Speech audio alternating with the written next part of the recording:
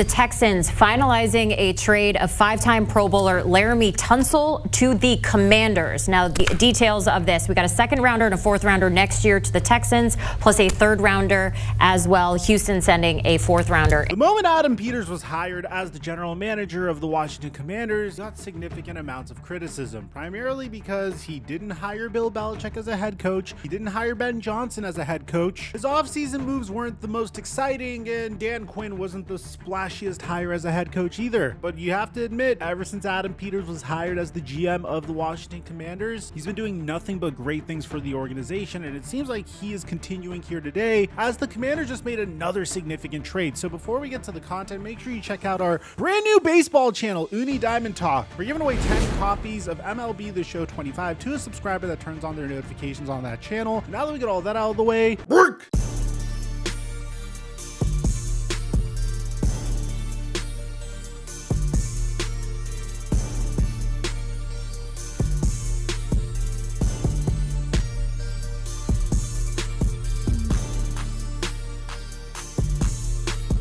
Today's video is sponsored by PrizePicks. We've been having a dominant run making easy money on our NBA props that I give away on my Instagram at @TheFlightMike and on my Patreon at Mikerophone. Make sure you use my promo code Mikerophone to get $50 when you make a play of $5 or more, or just click in the link in the description down below. And thank you, PrizePicks, for the sponsor. Mic check 1 2 1 2. What's going on, everybody? Adam Peters' first year as the GM of the Commanders has been nothing short of spectacular. The hiring of Dan Quinn seemed to be the right decision. The drafting of Jaden Daniels at the number 2 overall pick. Even the small acquisitions that they made throughout last offseason, like signing Bobby Wagner and Dorrance Armstrong and Dante Fowler, and even offensively, Austin Eckler, Tyler Biadasz, Zach Ertz. I mean, this is a team that on paper wasn't supposed to do anything, wasn't supposed to scare anybody, but was able to make it all the way to the NFC Championship. And that's before you realize that the Commanders still had a significant amount of cap space to improve their team.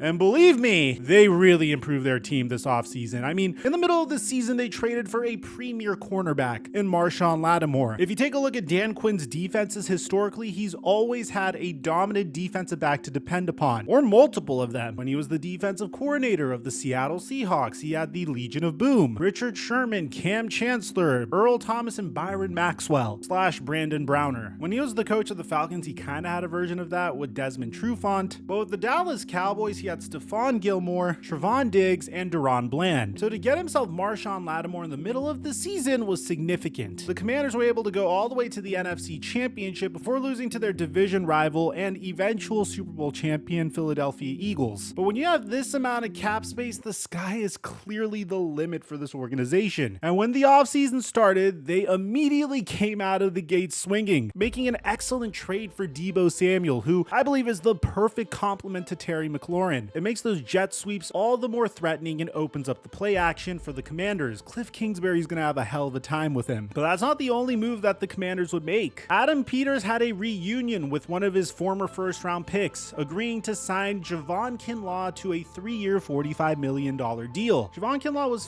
fairly inconsistent throughout his career with the 49ers, but had a renaissance with the New York Jets last year. The reason why they signed him is because the Commanders moved on from Jonathan Allen, so they get younger at the defensive tackle position. So you would think after all of these moves, the Commanders would officially be done and they'd be ready to move on. But they're not done building around Jaden Daniels. If you guys remember, in Caleb Williams and Jaden Daniels' rookie season, the one detail I asked you guys to notice is the fact that Jaden Daniels and Caleb Williams were practically placed in inverse situations. Jaden Daniels had a remarkable coaching staff, but he didn't really have the best supporting cast on the field. I mean, don't get me wrong, Brian Robinson is solid, Terry McLaurin is very underrated, but apart from that, Jaden Daniels had like a 34-year-old Zach Ertz to throw the football to, and the Commanders traded Jahan Dotson to the Philadelphia Eagles before the season started. The one thing Caleb Williams had was practically the opposite. He didn't have a solid coaching staff, but he had Keenan Allen, Rome Odunze, and DJ Moore, alongside DeAndre Swift, and practically zero offensive line. The result was Jaden Daniels won Rookie of the Year, completing 69% of his passes, but now the Commanders are set to put him in a situation where he has a remarkable supporting cast cast with Deebo Samuel and Terry McLaurin, and they're going to vastly improve his offensive line as well. In one of the most bizarre trades that nobody is talking about, honestly, that I really think we gotta talk about in depth because I don't think people understand how preposterous this trade is. The Houston Texans are trading their 5-time Pro Bowl offensive tackle Laremy Tunsil to the Washington Commanders for a package of picks. This is the second time in Tunsil's career that he's been traded. This is a man that has had one of the most bizarre careers that I think I've ever seen. I mean, originally it was supposed to be a top 3 pick in the NFL draft, but that famous bong mask video came out on draft day. I remember he was supposed to be selected like number 3 overall, but he fell all the way out of the top 10 as a result of that. After 3 seasons with the Dolphins, he would get traded to the Houston Texans to finally protect Deshaun Watson's blind side. And to be honest, the Dolphins got a great return for him. He was traded to the Texans for 2 first-round picks, a second-round pick, Jonathan Benmosi, and Julian Davenport. So they were able to get Javon Holland, Jalen Waddle, Tyreek Hill, and Bradley Chubb as a result of this trade. Obviously, this trade was also amplified because one of those picks would eventually get moved to the San Francisco 49ers so they could select Trey Lance. But regardless, it was a win-win trade for both teams. Laremy Tunsil was durable and lived up to the hype. Yeah, in his first season, he had 14 false start penalties, and he's always had an issue with false starts throughout his entire career, but he's always been consistent and solid and has protected Deshaun Watson's blind side and eventually would protect CJ Stroud's blind side. Tunsil's currently 30 years old. He remains one of the better left tackles in the entire NFL. If you want to go based off of Pro Football Focus grades, the man has an 88.6 pass blocking grade, a 73.6 run blocking grade, and a 76.5 offensive grade. I personally don't like going based off of that, but he was a Pro Bowler in 2019, 2020, 2022, and 2023, so there's no question about it. One of the premier left tackles in the NFL. And the compensation to get such a player is absolutely insane. The Commanders are trading a 2nd-round pick and a 4th-round pick next year to the Texans, plus a 3rd-round pick this year. In return, Houston sends a 4th-round pick and Laremy Tunsil. And I think this is a brilliant move for the Washington Commanders because if you're gonna want to be able to compete with the Philadelphia Eagles, you need to make sure you have a beefy offensive line to be able to fend off one of the best pass rushes in the NFL that, yeah, admittedly did get a little weaker this past offseason as Josh Sweat recently agreed to a contract with the Arizona Cardinals. But regardless, you want to beef up your offensive line for a team like the Eagles. And just to protect Jaden Daniels, because in terms of his body structure,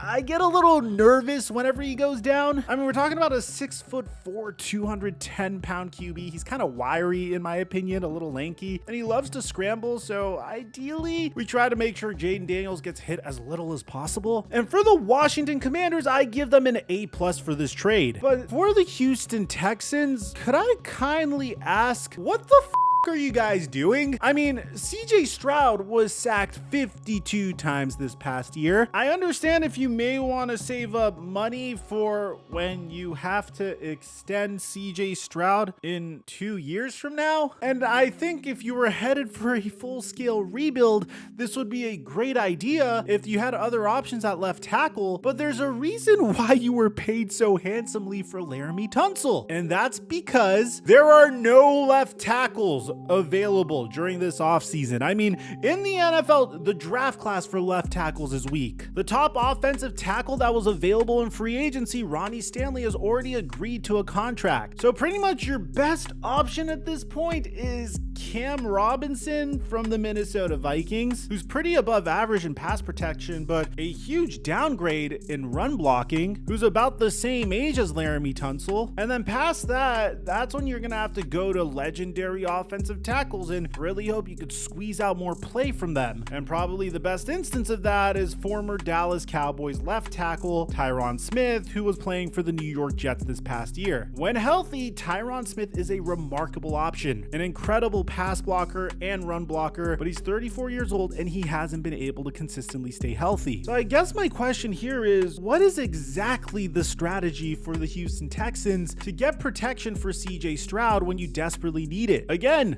52 sacks this past year. He had a down year, but he had wide receivers in and out of the lineup. Tank Dell's going to be out for the entire 2025 season. We don't know if Stephon Diggs is going to come back at the time of this video. You have Nico Collins, who was dealing with some injuries throughout this past year, and now your offensive line is downgraded. I just don't understand the strategy here. I have to give the Texans a C- for this trade just because of the context of the situation, not because of the value they got in return for Laremy Tunsil. Now, that isn't the only trade that the Houston Texans would make in regards to their offensive line. And if you pay close attention to the Houston Texans' philosophy so far in this offseason, it's very clear that they had no faith in last year's offensive line at all whatsoever, because this isn't the only trade that they would agree to. In a completely separate move, they would actually help the Washington Commanders' division rival, the Philadelphia Eagles, in a move that saw Houston ship Kenyon Green and a 2026 fifth-round pick to the Philadelphia Eagles in exchange for Chauncey Gardner-Johnson and a 2026 sixth-round pick. This marks the second time in a row where Chauncey Gardner-Johnson left the Philadelphia Eagles after making a Super Bowl appearance. And to be honest, this trade is significantly more confusing than the previous trade, primarily because when you take a look at the Philadelphia Eagles and you take a look at the Houston Texans, the Texans are trading for help in their secondary, a position that they actually have a lot of depth in.